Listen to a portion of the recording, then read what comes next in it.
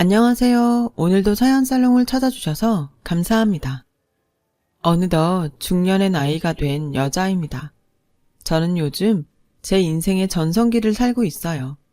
불과 몇 년 전만 해도 상상할 수 없었던 지난 날들을 생각하며 저는 친구 아기 돌잔치를 갔다가 제 인생에서 만나지 말았어야 할 남편을 만나게 되었어요. 지금도 그때를 떠올리면 어제 일처럼 아주 생생하기만 한데요.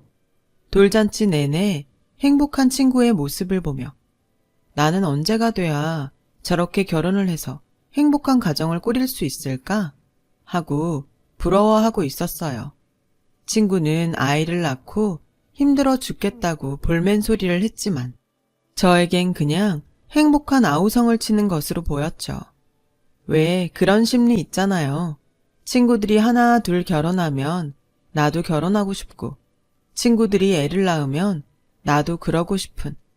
그래서 그때 당시는 그냥 친구의 모든 것이 부럽고 샘이 났었어요.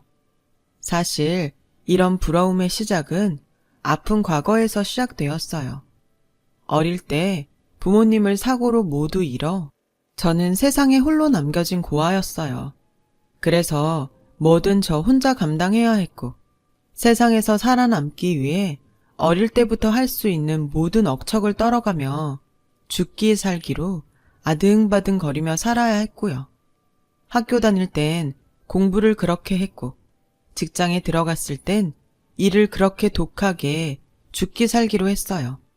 덕분에 학교 다닐 때는 성적이 좋아 장학금을 받고 대학에 갈 수 있었죠. 또 취직한 후에는 입사 동기보다 승진도 빨리 할 수 있었고요. 늘 매사 이렇게 억척을 떨다 보니 주변에서 저를 오래 본 친구들은 뭘 그렇게까지 하고 사냐고 저를 안타까워했습니다. 그렇게 살게 된 것도 제 옆에 아무도 없다는 것이 항상 불안해서 생존 본능처럼 하던 일이었어요. 하지만 매사 그렇게 열심히 살았더니 20대 젊은 나이에도 또래보다 연봉도 높고 30살 즈음엔 돈도 제법 많이 모아서 그간의 불안에서 점차 해방될 수 있었는데요. 그래도 딱 하나, 여전히 제 옆에 누군가가 없다는 것이 늘 마음 한자리에 남아 있었어요. 내가 갑자기 집안에서 쓰러지면 누가 나를 발견하고 병원에 데려가지? 만약 내가 밖에서 무슨 일이 생기면 연락할 가족이 없을 텐데 그럼 나는 어떻게 되는 거지? 지금 생각하면 살면서 일어날 확률도 거의 없는 그런 생각을 하며 불안을 키워갔고 저의 마음이 이렇다 보니 내심 결혼을 빨리 해 내 가정을 이루고 싶다는 마음이 있었던 것 같아요. 하지만 그마저도 친정이 없는 고아라는 것이 마음에 걸려 누군가를 만날 엄두를 내지 못했어요. 그래서인지 어렵게 연애를 시작해도 그 기간이 오래가지 않았습니다. 제가 부모님이 계시지 않으니 저를 쉽게 보는 사람들도 종종 있어서 연애와 결혼 쪽엔 어쩐지 점점 자신이 없어졌어요. 친구의 돌잔치 중 자꾸만 누군가와 시선이 마주치게 되더라고요. 제가 그쪽을 쳐다라도 보려고 하면 어색하게 시선을 피하면서 얼굴까지 빨개지는 남자가 있었는데 그 사람이 저의 남편이었어요. 남편의 첫인상은 진짜 별로였는데요. 평소 그렇게 외모를 많이 보는 편은 아니었지만 그래도 사람이면 호감이라는 게 있잖아요. 그런데 남편은 키도 작고 생긴 것도 동네 아저씨처럼 생겨서 영 아니었고 자꾸만 눈이 마주치는 것이 싫어서 나중엔 아예 등을 돌리고 앉았습니다. 그랬더니 남편이 친구의 돌잔치가 끝날 무렵 저에게 다가와 떨리는 목소리로 이렇게 말했어요. 저기 혹시 괜찮으시면 나가서 커피라도 한 잔 하실래요? 저 짧은 문장 하나 얘기하는데 얼마나 많은 시간이 걸렸는지. 외모도 외모지만 자신감이 없는 남편의 모습에 저는 싫다고 단호하게 거절했어요. 그랬더니 돌잔치의 주인공인 친구의 남편이 다가오더라고요. 곧이어 제 친구까지 남편을 돕기 위해 구원투수처럼 다가왔어요. 이 친구가 원래 이렇게까지 숫기가 없진 않았는데 전에 제 와이프 SNS에서 미진 씨 사진을 보고 자기 이상형이라고 하더니 실제로 뵙고 긴장했나 봐요. 미진 씨, 괜찮으시면 저희 집에 가서 간단하게 한 잔 어떠세요? 그래 미진아, 같이 가서 우리끼리 2차 하자. 저는 솔직히 대놓고 남편과 엮으려는 친구 내외가 불편했지만 그래도 친구는 저에게 몇 안 되는 소중하고 친한 친구이기에 계속 거절할 수가 없어 어쩔 수 없이 친구네 집에 가게 됐어요. 이왕이면 제 마음에도 쏙 드는 남자와 함께라면 더할 나위가 없었겠지만 대충 있다 금방 일어나자 하는 심상으로 친구 집에 들어갔죠. 내내 별로라고 생각했던 그 남자가 친구의 집에 오니 한두 번 해본 솜씨가 아닌 듯 친구네 아이도 잘 보고 친구를 도와 이것저것 집안일도 참 잘하더군요. 나중에 알고 보니 이 남자는 친구 내외랑 꽤 가까이 지내고 있는 사이였더라고요. 집에도 여러 번 와서 함께 밥을 먹어 친구 아이랑도 삼촌 하면서 잘 지내는 사이였어요. 미진아, 내가 전에 우리 남편 회사 사람 중에 괜찮은 사람 있다고 했지. 그게 창훈 씨야. 뭐? 저는 속으로 넌 내 친구면서 나한테도 눈이라는 게 있는데 이런 남자를 소개해 주려고 했냐? 라고 생각했어요. 하지만 초면에 대놓고 나는 저 남자가 마음에 안 든다, 별로다 라고 할 수 없어 적당히 시간을 때웠는데 이 남자가 술을 입에 한 방울도 되지 않더라고요. 술 못 드세요? 아니요, 미진 씨 모셔다 드리려고요. 저 원래 술 잘 먹습니다. 아, 그렇다고 술버릇이 나쁘거나 그러진 않아요. 처음엔 말도 잘 못하더니 시간이 지났다고 남편은 제법 제 앞에서도 말을 잘했어요. 어찌됐든 남편이 자상하다는 건 알겠더라고요. 그리고 내키지 않아도 그렇게 친구 내외랑 한 번 더, 그리고 마지막으로 둘이서만 만났죠. 절대 생기지 않을 것 같은 호감이라는 것이 생겼어요. 참 신기했어요. 그리고 심지어 밑도 끝도 없이 나 저 사람이랑 결혼하나? 하는 바보 같은 생각을 했는데 결혼할 사람을 만나면 어떤 예감이 든다고 하잖아요. 저는 생전 처음 그런 예감이 들었고 이게 말로만 듣던 결혼할 인연인가 싶었어요. 그리고 그 예감은 적중해서 남편과 3년 후 정말로 결혼을 하게 되었고요. 결혼 초 봤던 남편은 봐왔던 대로 참 가정적이고 저보다 꼼꼼해서 집안일도 척척 잘했는데요. 그중 무엇보다 가장 결혼하고 좋았던 것은 남편이 저를 참 살뜰하게 챙겨줬다는 거였어요. 워낙 혼자서만 살아서 누군가에게 챙김을 받지 못하고 살았던 저였기에 결혼 후 저는 남편을 더욱 사랑하게 되었어요. 주변에서는 남편의 외적인 모습을 보고 제가 아깝다며 남편의 어디가 좋아 결혼했냐고 묻는 사람도 덜어 있었는데요. 저는 그런 질문을 받을 때마다 1초의 망설임도 없이 우리 남편 정말 자상해. 매력 터져. 세상에 이런 남자는 우리 남편밖에 없을걸? 이라고 말했고 주변에선 이런 대답을 하는 저를 이해하긴 어렵다는 듯 어색하게 웃으며 지나갔어요. 그때 당시는 그게 참 답답했어요. 실제로 남편은 연애 초 제가 고아라는 것을 얘기했을 때도 별로 개의치 않으며 오히려 저에게 이렇게 말했거든요. 자기 그동안 외롭고 힘들었겠다.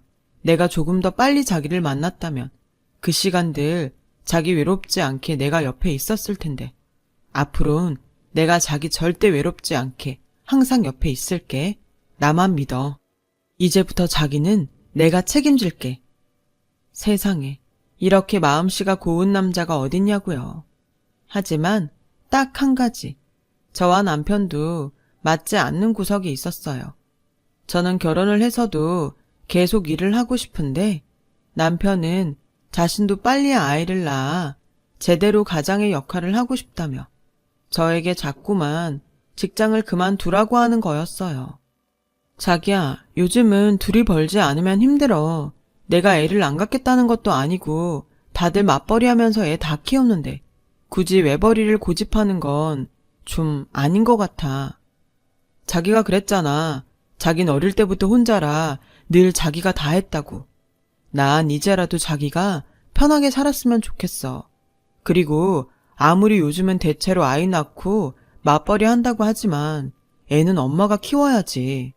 난 당신은 집에서 아이와 편하게 있고 힘들고 더러운 건 나 혼자 감당하고 싶어. 내가 말했잖아. 자기 내가 책임진다고.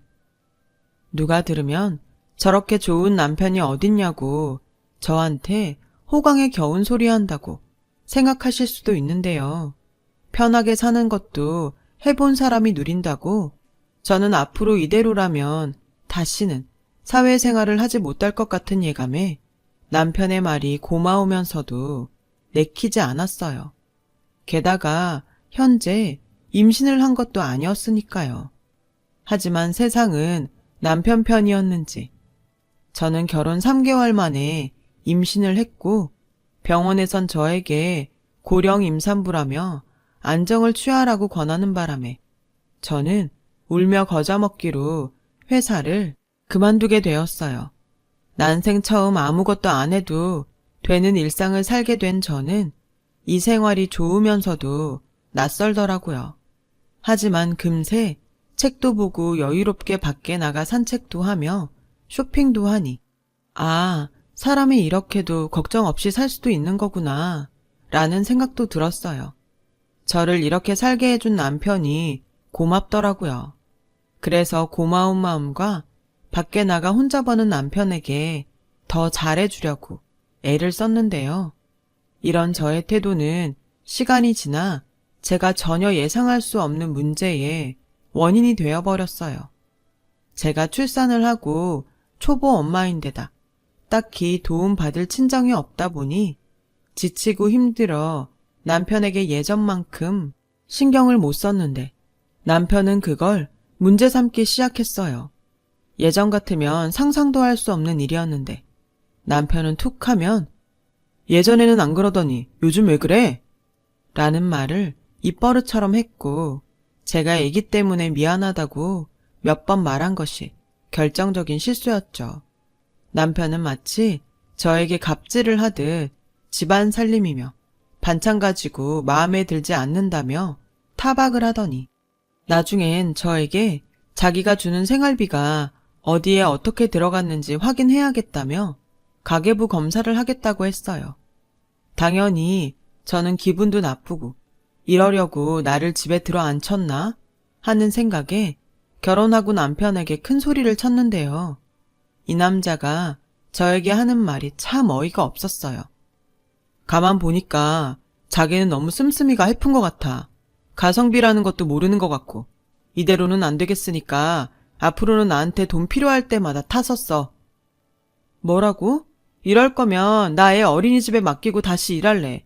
누가 요즘 남편한테 생활비도 아니고 꼬박꼬박 돈을 타서 써? 난 싫어. 애를 맡긴다고? 자기가 그러고도 엄마야? 자기야, 부모 없이 커서 그게 뭔지 모르나 본데 애는 엄마가 봐야 정서 발달도 잘 되고 애착 관계도 잘 되는 거야. 자긴 나중에 우리 애가 정서적으로 이상하면 좋겠어? 지금 말 다 했어? 내가 부모가 없어서 모른다고? 그래서 내가 애를 망치려고 한다는 거야? 왜 또 말이 그렇게 돼? 내가 언제 그렇게 말했어? 솔직히 자기 돈 관리 잘 못하잖아. 그래서 내가 맡아서 한다는 건데 뭘 그렇게 핏대를 세워. 나중에 자기가 살림 좀 잘하면 다시 경제권 줄 거야. 저는 남편의 말도 안 되는 궤변에 그냥 입을 닫아버렸어요. 저도 제 기준을 가지고 살림합니다. 자기 쪼잔하고 세심한 기준을 저한테까지 들이대더라고요. 이유가 어쨌든 저에게 그런 식으로 말한 남편이 도저히 용서가 되지 않았거든요. 그리고 그 다음 날부터 남편은 남편 마음대로 경제권을 모두 가져가 버렸어요. 남편과 싸워서라도 다시 직장을 다닌다 쳐도 당장은 돈이 필요했기에 저는 어쩔 수 없이 남편에게 필요한 돈을 타서 쓰게 되었는데 아실 거예요. 하루에도 몇 번씩 필요한 것들이 생기고 떨어지는 것들이 생기는데 나 혼자 먹고 쓰는 것도 아닌데 구걸하는 것 같아. 이게 참 치사하고 돈 얘기할 때마다 눈치가 보이는 게 못해 먹겠더라고요. 그리고 남편은 제가 이 부분에 불만을 품고 있다는 것을 알면서도 그게 왜 필요해? 그리고 너무 비싼 거 아니야? 최저가 알아봤어? 내가 밖에 나가서 힘들게 번 돈이잖아. 자기가 번 돈 아니라고 너무 막 쓰는 거 아니야? 단돈 10,000원을 쓰더라도 좀 알뜰하게 쓸 수는 없어? 다른 집 와이프들은 돈 10원에도 벌벌한다고 하던데.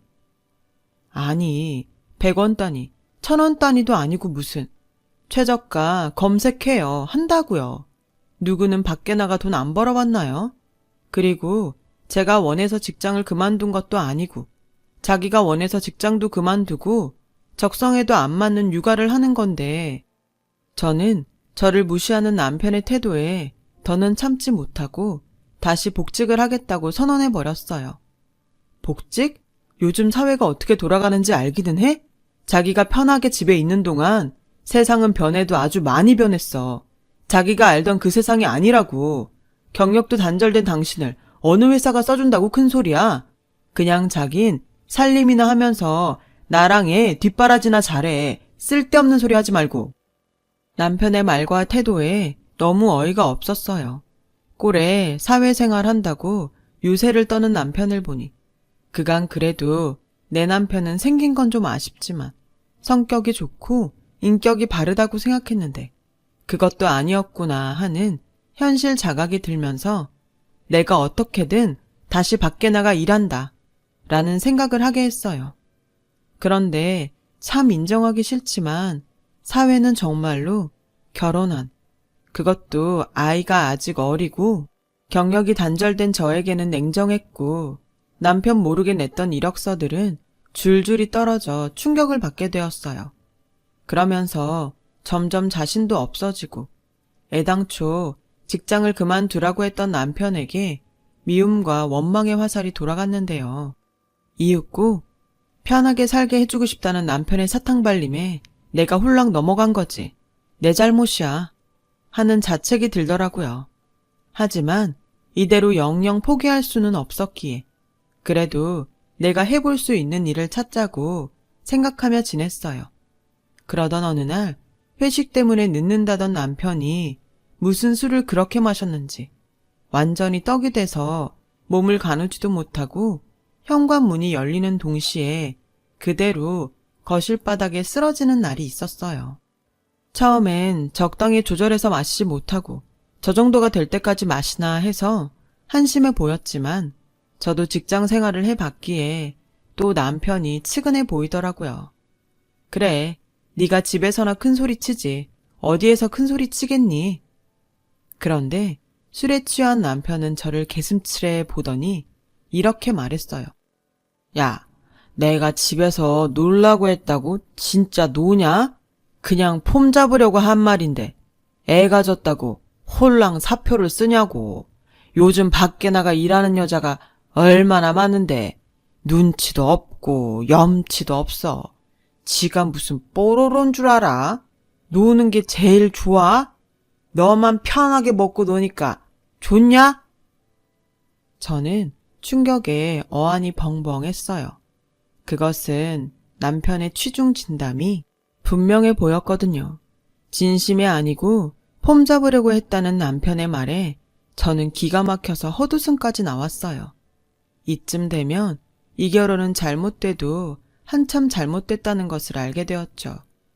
그리고 다음 날 자기가 지난밤 무슨 말을 했는지 기억을 하는지 못하는지 남편은 그날 아침에도 화장대에 놓인 제 화장품을 보며 어디 나갈 데도 없는 사람이 무슨 화장품이 이렇게 많아? 그냥 얼굴 로션 하나만 있으면 되지 않아? 이런 게 다 낭비라고. 아우 답답해. 라고 핀잔을 주고 출근했어요. 거기엔 스킨 로션, 크림밖에 없었어요.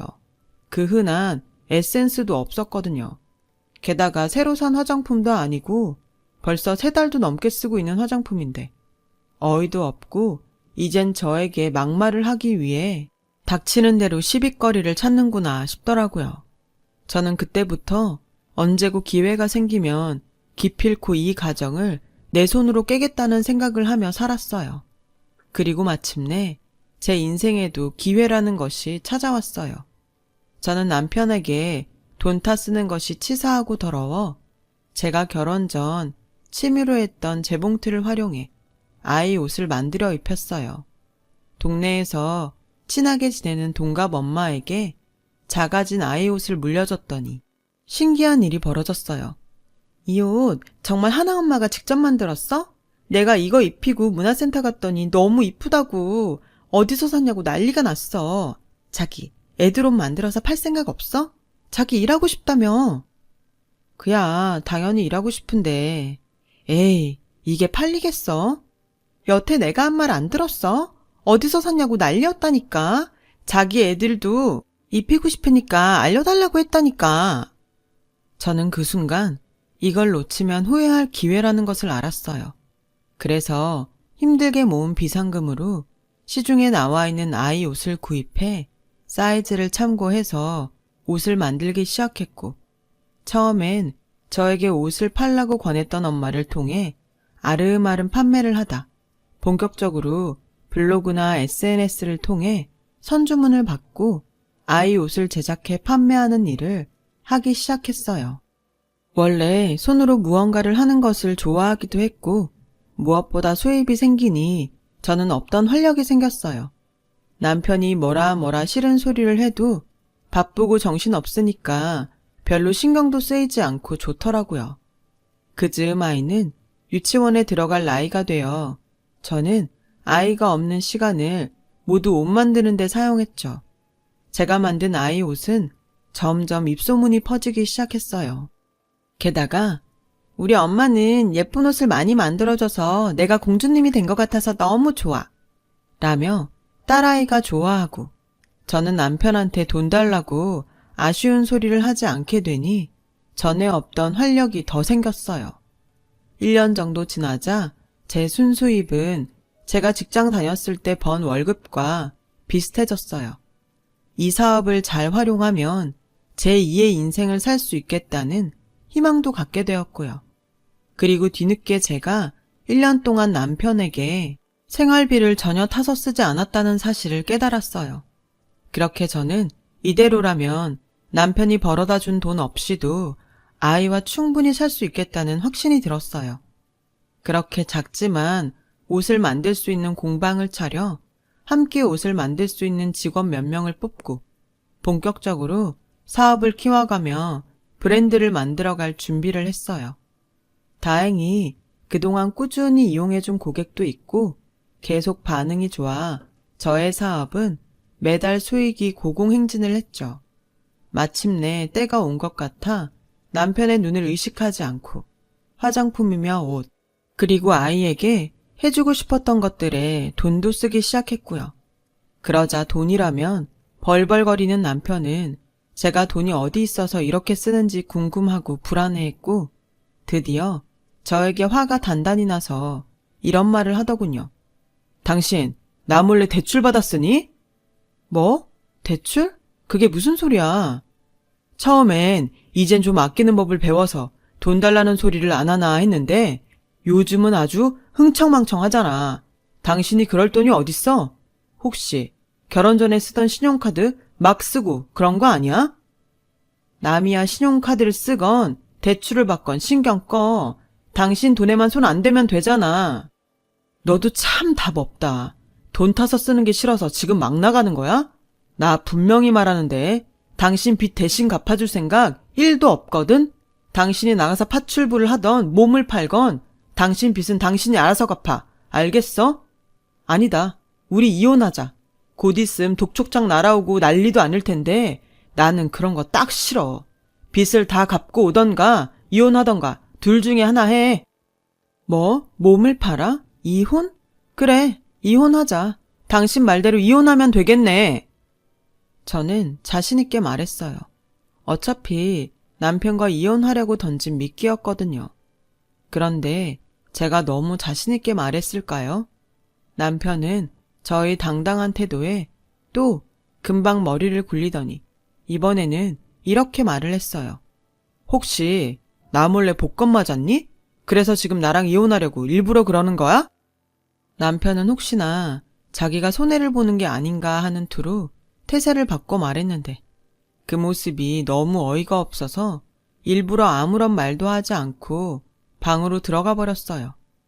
그리고 정확히 뭐가 뭔지 모르는 남편은 이혼하자는 말은 쏙 들어갔고 저만 보면 복권일까 빚일까 하고 머리를 막 굴리는 것 같았어요.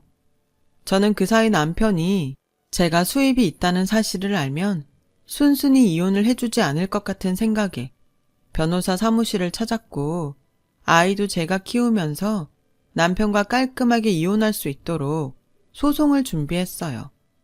아이를 생각하면 이혼을 준비하고 있다는 것이 미안했지만요. 아빠가 저렇게 아내를 존중하지 않고 함부로 대하는데 이걸 보고 자란 딸이 나중에 남편과 같은 남자를 정상이라고 생각할까봐 이건 아니라는 것을 제가 몸소 보여줘야겠다고 생각했어요. 그리고 이윽고 저는 이혼 소장을 법원에 접수했고 이 사실을 알게 된 남편은 회사고 뭐고 내팽개치고 집으로 와서 물건을 부수며 행패를 부리는데 그 순간 저는 고맙다며 증거사진을 찍어댔어요. 네가 복권을 맞은 게 맞지? 그러니까 이혼하려고 별의 별짓을 다 하지. 안 그래? 복권이나 마나 당신이랑 상관없잖아.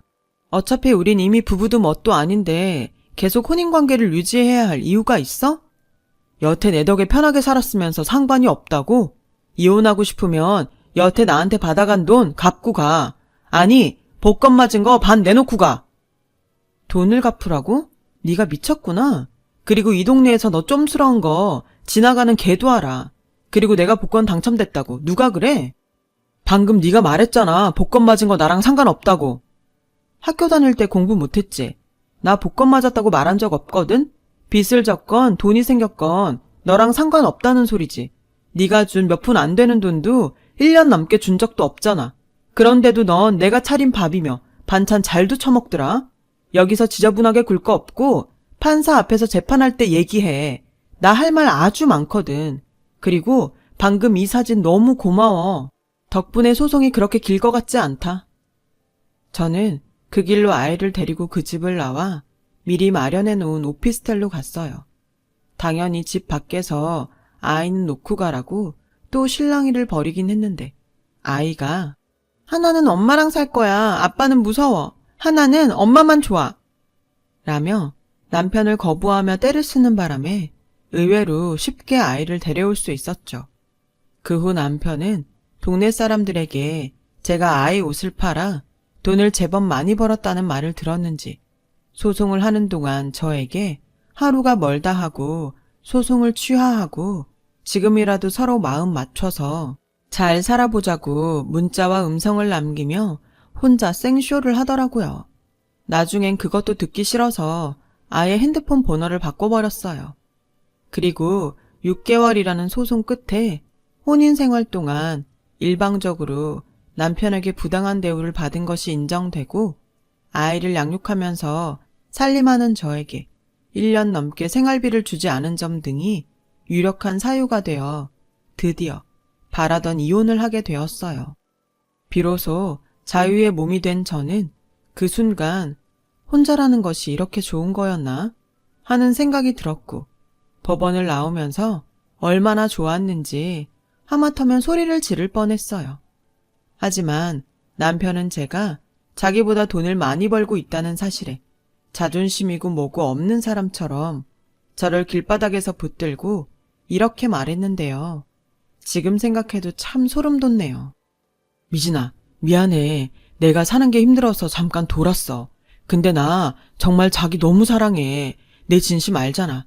난 그때도 그렇고 지금도 자기만 행복할 수 있다면 뭐든 할 수 있어. 그래? 그럼 이렇게 구질구질하게 굴지 말고 제발 내 인생에서 빠져줘. 돌았건 미쳤건 난 그동안 충분히 불행했고 앞으로 절대 다시는 그렇게 살고 싶지 않아. 하나는 아빠 없이 클 하나는 생각 안 해? 아빠? 엄마한테 막말하고 무시하고 돈이라고 하면 쫌스럽게 구는 아빠? 난 우리 딸이 너 같은 남자 만날까봐 무섭다. 그러니까 어줍잖게 애 팔지 말고 가망 없으니까 포기해. 저는 매달리는 남편을 거칠게 뿌리쳤어요. 그리고 그 자리를 떠나려고 하는데 제 등 뒤에서 완전히 바뀐 태도로 말하는 남편의 목소리가 들렸어요. 저게 돈 좀 번다고 사람 무시하네. 내가 그래서 너 처음에 회사 그만두라고 한 거야. 너는 모르지? 그래서 그렇게 돈 가지고 유세했어? 그래. 나 돈 생기니까 다시 예전처럼 자신감도 생기고 너무 좋아. 그래서 다시는 너 같은 남자랑 엮이지 않으려고. 그 얼굴로 살면서 인생이라도 똑바로 살아.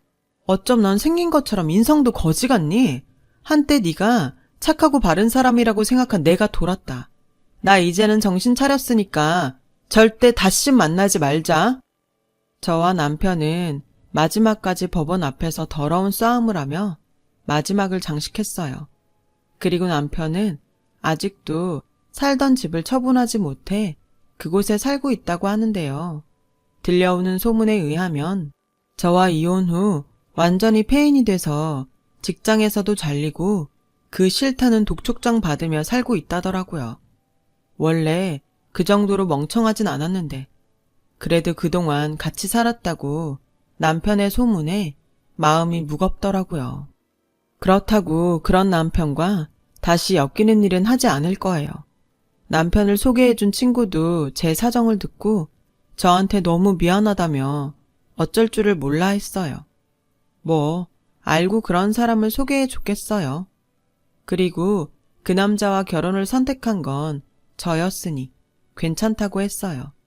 다행히 아이는 아빠를 찾지 않고 지금까지 잘 지내고 있어요. 요즘 감사하게도 하고 있는 사업이 잘 돼서 제가 본격적으로 사무실도 얻고 아이 모델도 선발해서 이젠 공방이 아닌 공장에서 옷을 만들게 돼서 엄청 바쁘거든요. 일하는 시간을 쪼개 저희 딸이랑 행복할 시간도 없는데 그런데 이 시간을 허비하고 싶진 않아서 이젠 신경 쓰지 않으려고 해요. 그리고 딸한테도 아빠의 험담은 하지 않는 것이 좋을 것 같아서 그냥 저는 앞으로도 웬만해서는 남편 얘기는 안 하고 살려고 합니다. 이 얘기를 마지막으로요. 그리고 부디 예전에 저처럼 집에서 놀고 먹는다며 무시당하고 살고 계신 분이 있다면 꼭 자기가 가장 잘할 수 있는 일을 포기하지 말고 찾아보시라고 말씀드리고 싶어요. 저처럼 제2의 인생이 기다리고 있을지 모르니까요. 비록 고아라는 과거와 불행한 결혼을 거쳐 만들어진 지금이지만 저는 지금이 예전보다 훨씬 소중하고 행복한 것 같아요. 소중한 인생과 딸을 얻었으니까요. 앞으로의 제 인생은 지금의 행복을 지키기 위해 노력하며 살아가려고 합니다. 지금까지 제 이야기 들어주셔서 고맙습니다. 여러분 모두가 행복하길 바랄게요. 여러분, 사연 댓글에 응원과 현명한 조언 부탁드려요. 좋아요와 구독은 저에게 큰 힘이 됩니다. 오늘도 좋은 일 가득하세요.